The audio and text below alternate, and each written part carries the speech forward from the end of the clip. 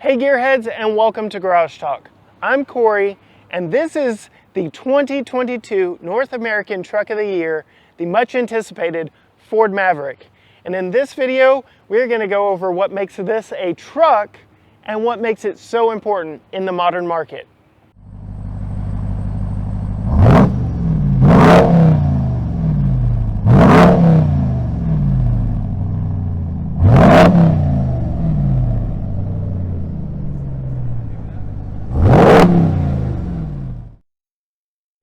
Do us a huge favor and hit that subscribe button down below and ring the bell so you're notified every time we post a new video, including our upcoming family review of this 2022 Ford Maverick.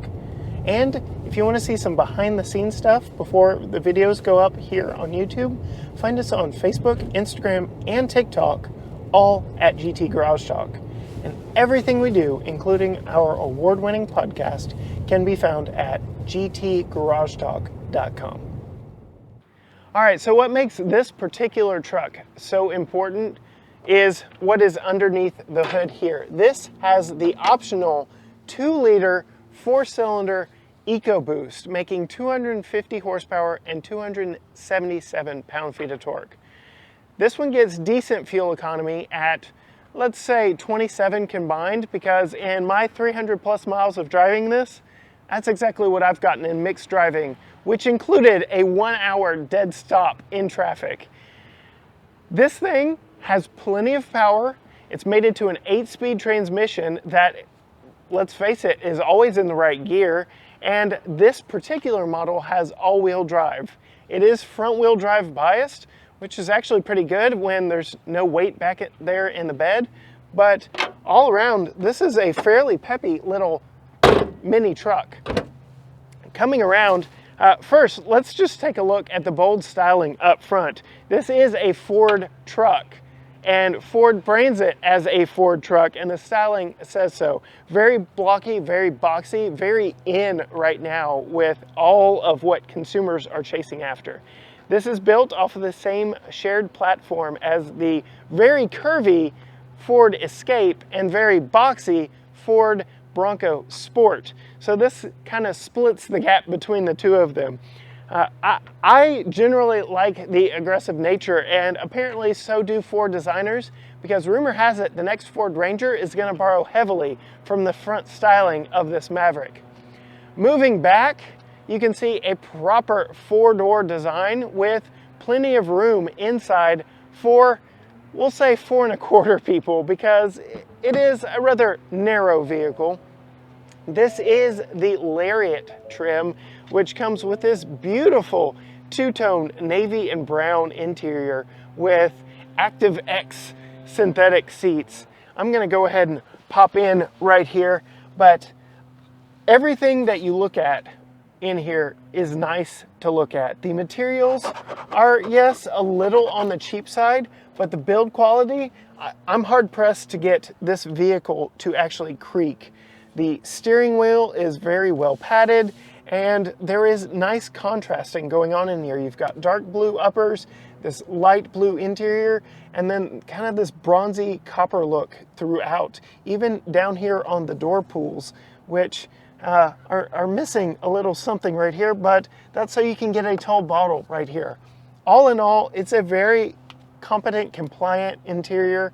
You've got your 8 1/4 inch Apple CarPlay infotainment right here. You've got a 6-inch driver information center here in front of you. You've got analog gauges, and everything you need is right here in front of you. That it's a very easy interior to just hop in and learn. The dual zone climate is very functional, works quite well. You've got USB-A, USB-C.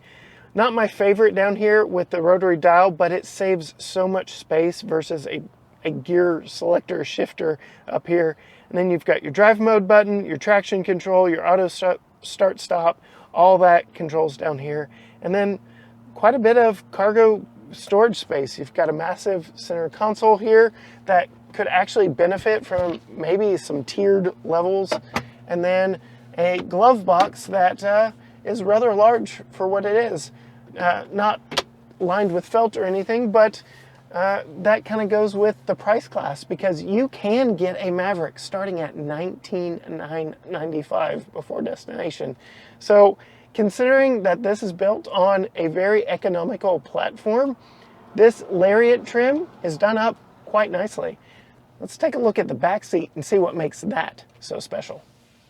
First and foremost, comfort. I'm going to get my 5'10" self in here behind myself. The driver's seat is set where I would drive, and there is plenty of leg room back here, and there's even this nice little cutout in the back of the seat that I can scoot out a little bit and get comfortable, because the back seat rest is a little in the upright position, maybe a little too much so for a cross-country trip, but a short day trip should be no problem riding back here. And then for added comfort, you have a fold-down armrest with 2 cup holders, USB-A, USB-C back here. Not too shabby. You've got your cup holder, bottle holder in the door, and you've got more than enough cargo space back here for 2 adults. We'll say that. And then the real trick feature is what is underneath the fold-up seat bottom. So there is a cavernous amount of storage space underneath the rear seat here that you can put dividers in, you can put all kinds of tools, charge cables, you know, whatever you need that you don't want in the cabin, you can hide it down here. I will say from experience as a father, the problem with this rear seat is it is a single bench all the way across. It is not split. So if you happen to get a car seat in here, this seat bottom is not going anywhere until you get that car seat out. So I'm going to install my kids' child seat on the passenger side and see just how easy, or lack thereof, installation really is. I will note that the rear seat of this 2022 Ford Maverick has lower anchor points on the outboard seats only. So in all reality, you really only can put 2 outboard car seats in this vehicle. If you have one in the middle, you're going to have to do the seatbelt method. Just something to know. It's also rather narrow, so getting 3 across may be tight in the first place. But let's see how this does. First, I will note that you actually have to pull the rear seat forward with this latch right here, and the rear tethers are actually on the rear bulkhead of the pickup. So fold and pull that through there, and let's see, attach. The problem with this design, not sure about the problem with this design is now that is locked in back there, and I really can't do much about it other than just pull with all my might. Everything else about this is relatively simple, because the contrasting blue on the seat bottoms here make it very easy to see where those anchor points are, because it actually comes up into the brown a little bit and makes it a very visible target for you to aim for. But that's never really been a hard part of installing car seats, because that's good and in there. It's making sure that this one is secured to the best of my ability, and I'm just gonna have to keep tugging on it, I guess, because there really is no other way. What do you think, parents? Have you figured out the best way of installing a car seat in a rig like this? What are your thoughts? Give me helpful tips down in the comments below. Oh man. So just something to know from experience there. Otherwise, like I said, just ample amounts of additional storage here in the cabin. And then moving around to the business end of this truck, you have the bed. So the tailgate is not damped, but it's small and light enough that it's easy to open and can support myself. But this one has a spray in bed liner, and You can see back here in the back on both sides there are cubby spaces that you can hide and store more stuff that you don't want rolling around in the bed. And then Ford even puts this QR code that if you scan it, will take you to their website to tell you more about how you can do some DIY improvements to this truck bed, like a mountain bike frame or some adjustable side cleats for additional storage. This is where I'm already hearing the keyboards clacking right now and the comments saying, this isn't a truck, this isn't a truck. Well, as I said in the intro, this did win the 2022 North American Truck of the Year honors. So that is saying something. And it has a truck bed, a usable truck bed that I have taken both to IKEA and I've hauled a workbench from my grandparents to my house in. So it does truck things.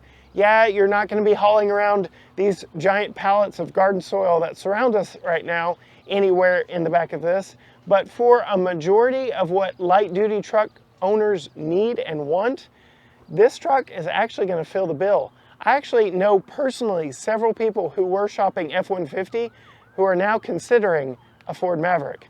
So just something to think about when all you haters out there say, this ain't a truck. All right, so what is it like driving the 2022 North American Truck of the Year in the Ford Maverick? Well, it's actually quite a pleasant experience.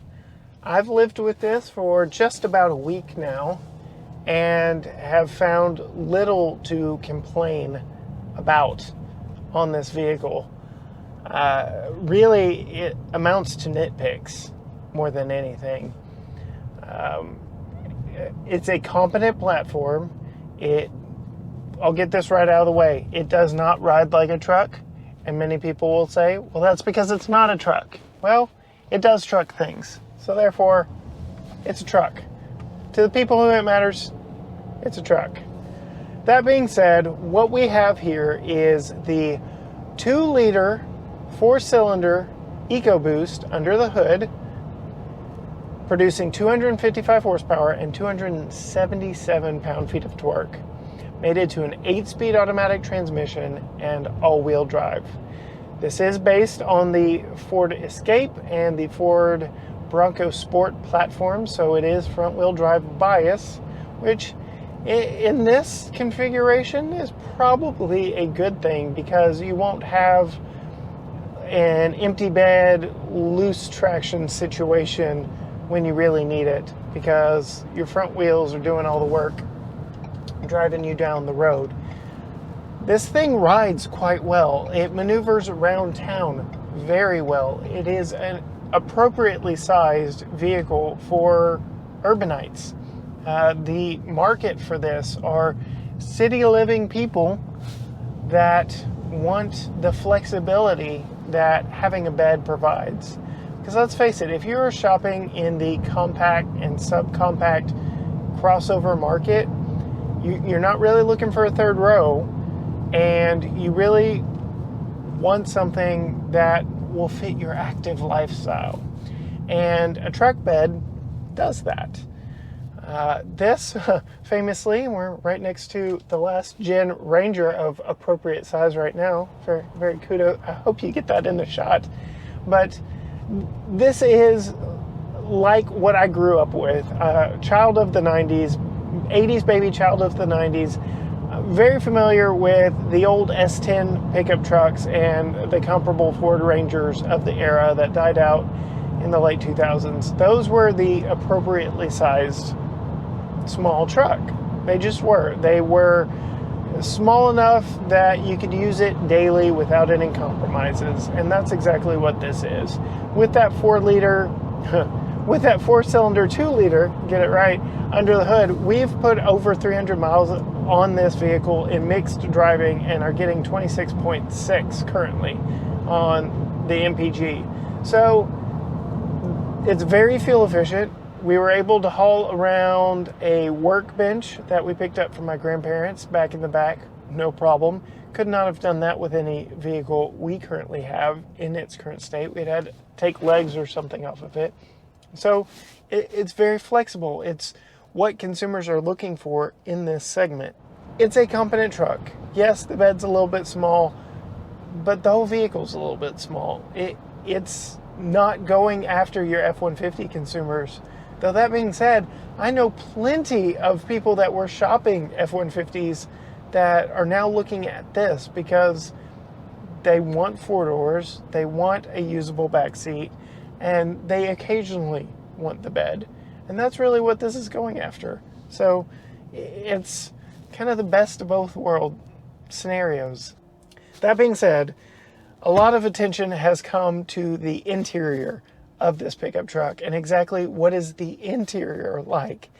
And being that you can get a Ford Maverick for $19,995 before destination, there were some cost-saving measures that Ford took in here. Yes, there are some hard, scratchy plastics. There's some what feel like recycled plastics. It's not leather-wrapped everything, and that's okay. You aren't really expecting that in this segment. That's not what you're shopping for when you're shopping in this price range. You get a very nice and well put together interior. There are like no creaks and no rattles. This thing is solidly built. So as far as like, will it creak and rattle on you on a bumpy road? I really don't see it. It is solid. It is, to steal Ford's own phrase, built Ford tough. And I am not disappointed with how solidly everything is put together in here. There's some interesting design choices. I will say I really love the navy and brown two-tone synthetic ActiveX interior in here. Gives it a nice contrast, and I really like it. I like the copper accents on the door handles. The door pulls are still a little weird to me because I typically go and grab nothing in that kind of vacant spot before I go back and grab it the second time. But I fully see that as something you would get used to very quickly if you owned this vehicle and drove it every day. Like I said, I've had it about a week and I'm already getting used to it. Same with the dial gear selector. There are some nitpicky things, yes, but I believe you would get used to it overall. The quality in here, you've got dual zone climate, you've got these vents that are actually very nice. The nice rubber handhold for you to adjust the vent. I like everything about it. You've got an 8¼ inch Apple CarPlay infotainment up here that my only real gripe about so far is every time you come to a complete stop and you set off in motion again, a little warning message pops up on the top that says some features have been disabled. Okay, tell me that once. Don't tell me every time. Like, that is perhaps my biggest gripe of this entire vehicle, is that. And I don't know, I've not spent enough time, but that may be even something you could turn off in the settings. I don't know. The gauges are very clear and easy to read. I've got analog, tach, and speedometer that are very clear. Quick glance down there and you can see exactly how fast you're going. The fuel and temp gauges are like 80s retro digital. They're interesting. Nothing terrible there. The steering wheel is nice, nicely padded, very comfortable, tilt, telescoping, adjustable. This one has got lane keeping alert, not active lane keep, but it'll kind of buzz the steering wheel if you start to drift. It's a nice feature. And these seats are fairly comfortable. Like I said, I took it to the DFW area and back. All told, I had about maybe 5 hours of seat time because we did get stuck in dead standstill traffic. And, you know, typical fatigue set in, but they are very comfortable seats just sitting here normally. I've got nothing to complain about. The rear seat is a little on the upright side. I don't know that I would want to take a long trip riding in the rear of this vehicle. What I will complain about on the rear seat that just kind of is a huge demerit for me as a father is, you can see I've got my car seat back there right now. There is under seat storage for the rear seat that you lift up the seat bottom and can access. but with a car seat in place, it's a solid bench. So it's either take the car seat out or don't get down there and access the underseat storage. So yeah, pros, cons there. It is what it is. As far as the ride goes, I have yet to really hear any creaks and any rattles. We've taken it down rough roads, smooth roads, loud roads. I will say at highway speeds, the boxy styling is, we'll just say it is a detriment. There is only so much physics you can do to eliminate the fact that you are driving a box down the road. There is some wind noise at 70 miles an hour, but it's not obtrusive. It's not in your face. It's not just overly annoying. It's not anything you can't ignore, and you can still have a conversation at speed in this. All in all, it's a very comfortable, compliant rig, and at a 30,000 sticker as this one sits, it's not a bad bargain either, because decent seating for 4.5, let's be honest, a usable for most weekend projects bed back in the back with plenty of tie downs and nice features back there. It's a nice vehicle that, like I said when I started this, I'm really struggling to find things to complain about. So there you have it. As a lifelong Chevy guy, I can see the appeal of this vehicle, and I can absolutely see exactly why this won the North American Truck of the Year award. So what makes this pickup truck so important? Well, I believe it is a combination of things. First and foremost, affordability. While this Lariat trim is spec'd at 30 grand as it sits here in front of me, you can get one of these for $19,995. That is ridiculous. Two, this is essentially taking the place of cheap cars in the Ford lineup. Ford famously long ago said no more cars outside of the Mustang, and this is what we're getting instead, which I can't complain.